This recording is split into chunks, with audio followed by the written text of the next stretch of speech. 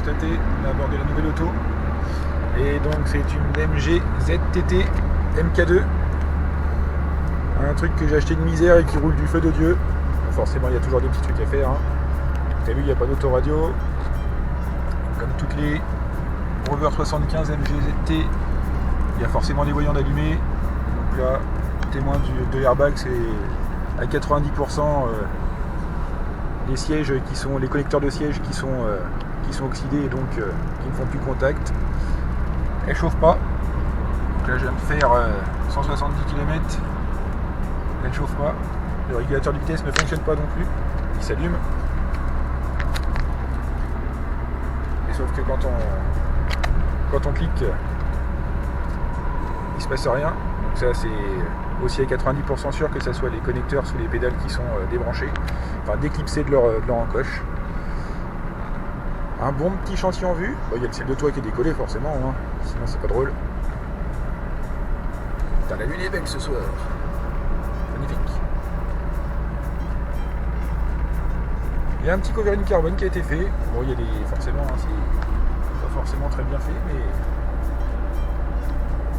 avec de la patience, on pourra peut-être réussir à avoir quelque chose. Donc là, tu le sens pas, mais ça sent le gasoil. J'ai mon joint de trappe de réservoir à essence qui est sûrement HS et quand tu fais le plein, et bah ça sent le gasoil. Et puis je retrouve tous les petits bruits caractéristiques d'une MG Rover, les petits grincements, ce moteur un peu rugueux qui me fait vibrer dans tous les sens du terme. Bon, j'ai pas beaucoup roulé avec, mais déjà petit comparatif avec la 75 que j'avais avant, celle-ci je la trouve moins puissante. Bon, ça fait un an qu'elle n'a pas roulé, alors il y a peut-être un gros entretien à faire. Les jantes sont plus grosses. Bon, petit lapin, on est le lendemain. On vient de rentrer après un petit périple de 200 km. Donc la voiture a super bien roulé. Elle n'avait pas roulé depuis un peu plus d'un an. Et donc on va pouvoir faire le tour pour voir les petits défauts. Donc là je l'ai absolument pas lavé, je suis rentré hier soir, je me suis couché et puis là je fais la petite vidéo ce matin quoi. Et donc on va voir les petits dégâts, les petites choses à revoir avant qu'on s'y mette vraiment. Allez, c'est parti. Bon, extérieurement, il y a le capot. L'ancien propriétaire m'a dit qu'il avait fait une petite soirée un peu arrosée. Il y a un de ses potes qui a sauté sur le capot, donc bon, c'est pas cool quoi, mais on voit bien là. Donc franchement, ça se voit. Voilà, ça dépend de la lumière, mais bon. Les feux sont plutôt en bon état. Je pense que je vais policher les petits clignotants là, parce qu'ils me paraissent un peu ternes. Là, on voit qu'ils ont déjà été revernis. Il faudra les refaire. Mais bon, ils éclairent bien, donc c'est le principal. Et du coup, extérieurement, il y a aussi la porte là. Il faut vraiment avoir le nez dessus là. Alors je pense qu'il a dû l'ouvrir sur un truc. Il y a un tout petit nion en bas.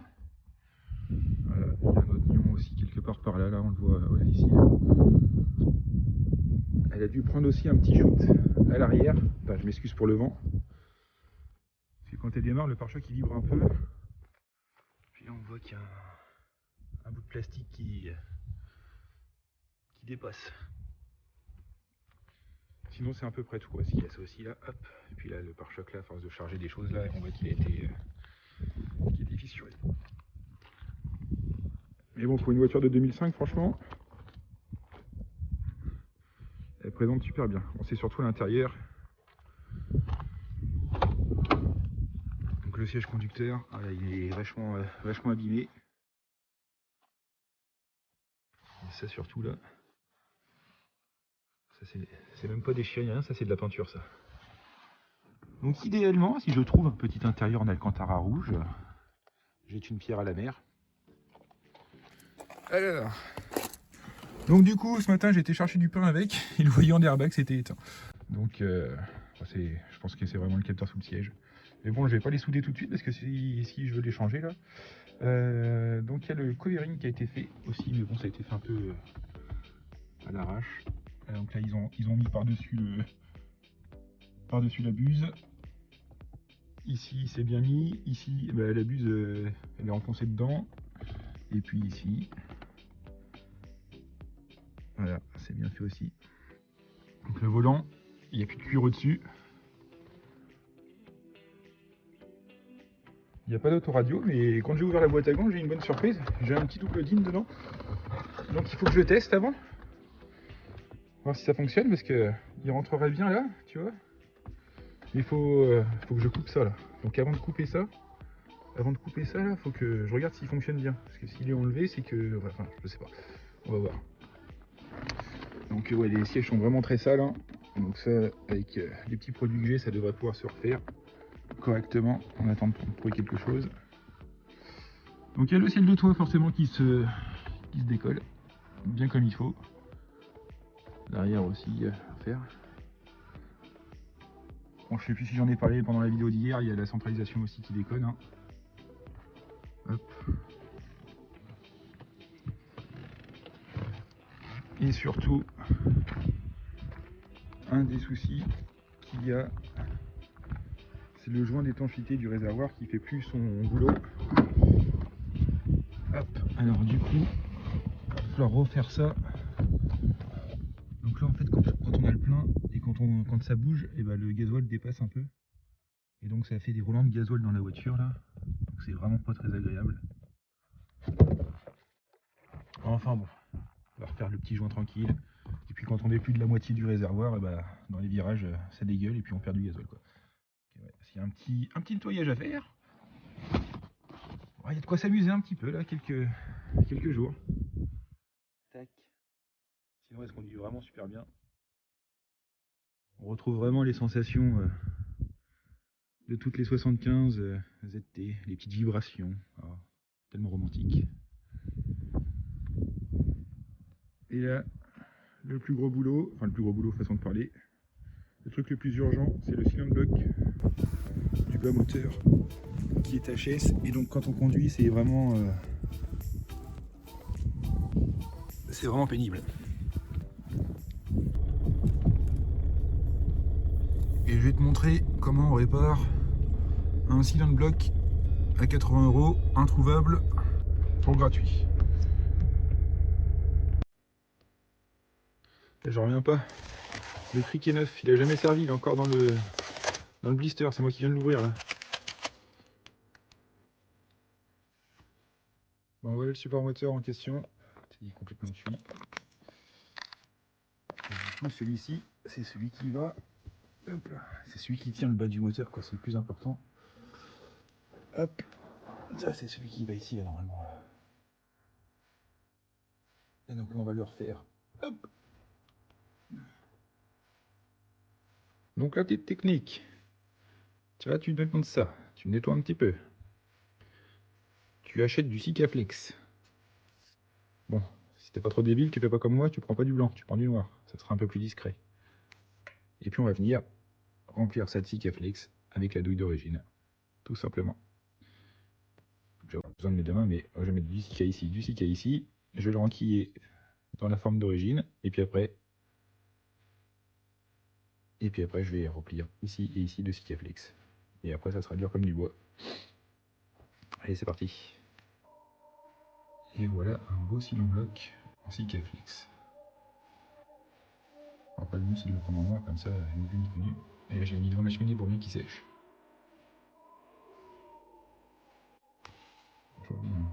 Allez. Bon, je me suis amusé à couper le support. Avant c'était comme ça en gros quoi. Tac. Dans l'autre sens. Et là normalement on devrait pouvoir rentrer le double DIN dedans. Tac. Histoire de faire un peu plus propre. Ah bah voilà, ça fait pas mal.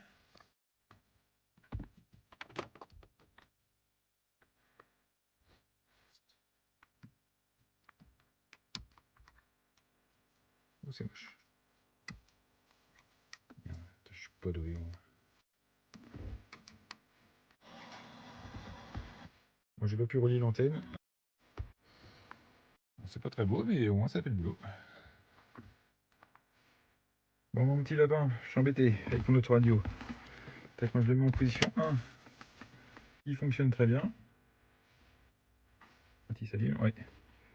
Et par contre, dès que je le mets en position 2, il déconne. Hop là, il s'arrête.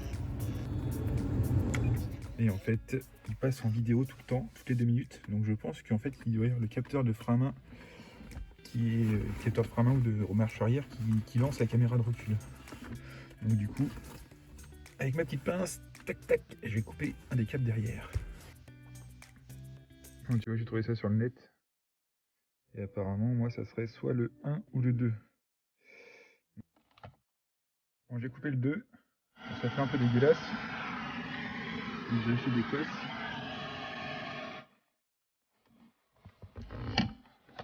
Pardon. Moment de vérité.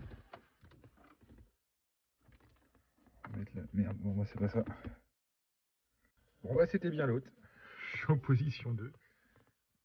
C'était le 1 qu'il fallait couper. Pour moi, je vais pouvoir avoir la radio en roulant. Bon, mon petit lapin, 3e jour. Aujourd'hui, on va s'occuper du voyant d'airbag qui est revenu. Donc, je vais souder les connecteurs qui sont sous le siège. Enfin, je vais pas les souder parce que mes sièges sont pas très, sont un petit peu abîmés. Donc, bah, si je veux les changer un jour, je peux pas souder les connecteurs, sinon je serai obligé de recouper les fils. Allez, je vais te montrer ça. Donc déjà, je te conseille de débrancher la batterie, si tu veux pas te prendre un airbag dans la gueule. Et ensuite, on va venir dévisser les vis des sièges. C'est du T50. Allez, c'est parti.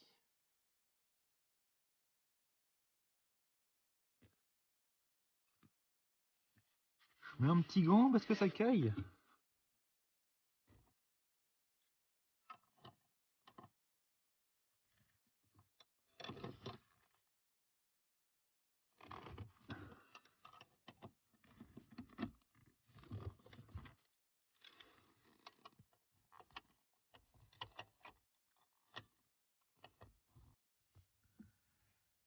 Bon, voilà comment c'est foutu sous le siège.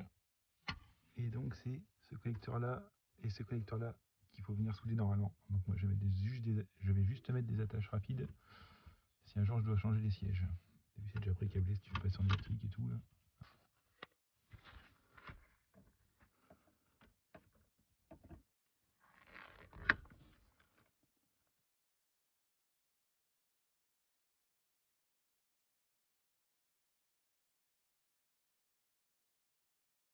On va remettre la batterie. Et on va voir si le voyant s'enlève. Hop là.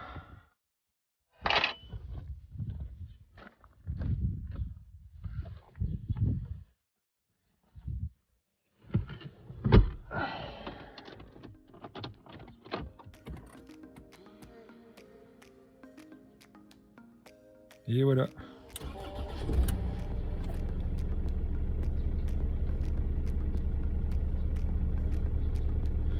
Et voilà, on a fait les 2 sièges avant,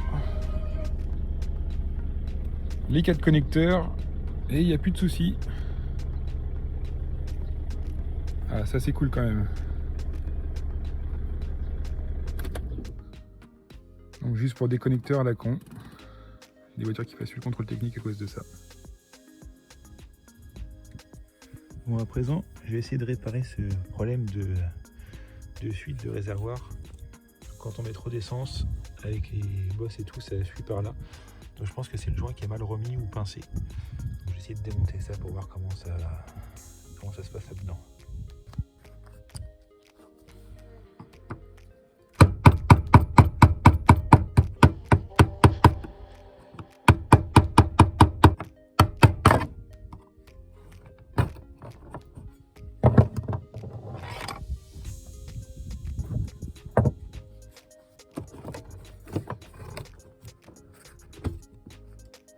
Ouais.